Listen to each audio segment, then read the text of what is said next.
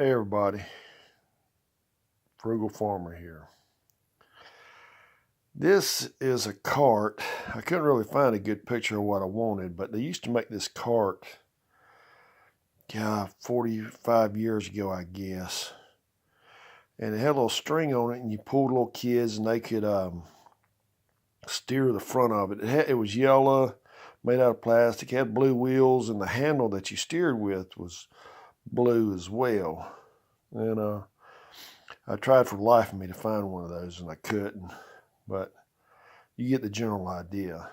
Well, when I was little, I used to go to Atlanta to see relatives down there. Well, I'm from the flat country. It is flat and flatter. Well, I got to know some of the kids that lived around my uncle's and aunt's house, and we'd play football, play street hockey. Never played that where I was at. And they had even started having t-ball down there, which that just amazed me. And but about every little while, these kids, they'd get together. Well, they had one of these scooters. They'd walk up this hill. You'd turn off the hill, and it was about, I'd say, maybe a half to 3/4 mile down a hill. And then you went into one cul-de-sac, or you took a right and went into the other cul-de-sac where my uncle lived. Well, we walked up there one day, and they were pulling the scooter. We got up there to the top. Well, who's going to go on it today?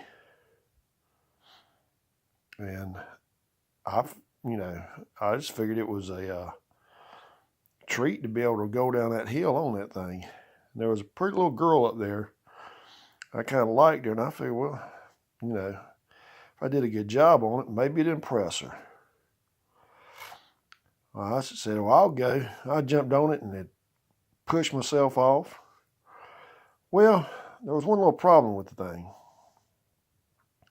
It didn't have brakes, and nobody really went over with me how to stop it.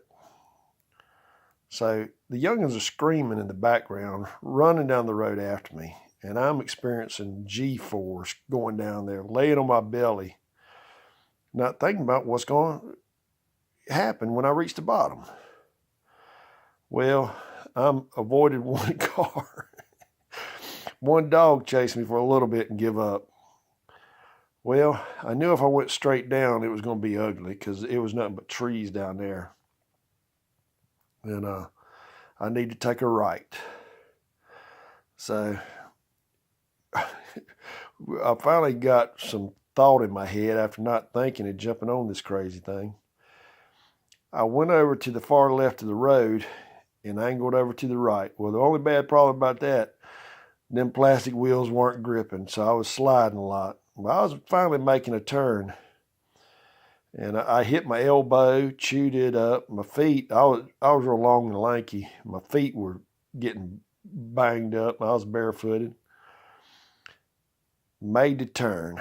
I said, well, maybe I'll slow down. Well, I was going toward the curve, and that was all she wrote. I hit that curve. I didn't hit it head on. I hit it sideways. Well, I hit the curve, and it wasn't like a regular curve. It was like granite rock. I mean, it was uneven and all. Well, when I hit that curve, I got catapulted into the air. And if y'all ever saw Pee-wee's Big Adventure where he got slung off that bike, I'm sure that's kind of how I looked. Well, ended up, I finally landed in this lady's yard. She come over there. She thought I was dead. The youngest come running up. All of them were, wow, how was it? So, and I was chewed up. So they helped me back to my aunt and uncle's house, and they had Bactine. You just take and spray it on. Well, the only problem with Bactine is it burns. So I'm sitting there hooping and hollering, and that stuff's tearing me up. And I'm so chewed up that next day I don't really get to play. I'm sitting on the porch. Well, those kids come over there, and they've never seen nothing like that. Then this old little boy from North Carolina going down a hill. and without thinking, which that happened a lot in my life. So, it was just a foreshadowing of things to come on my immediate thought processes at times. But I live to tell the tale.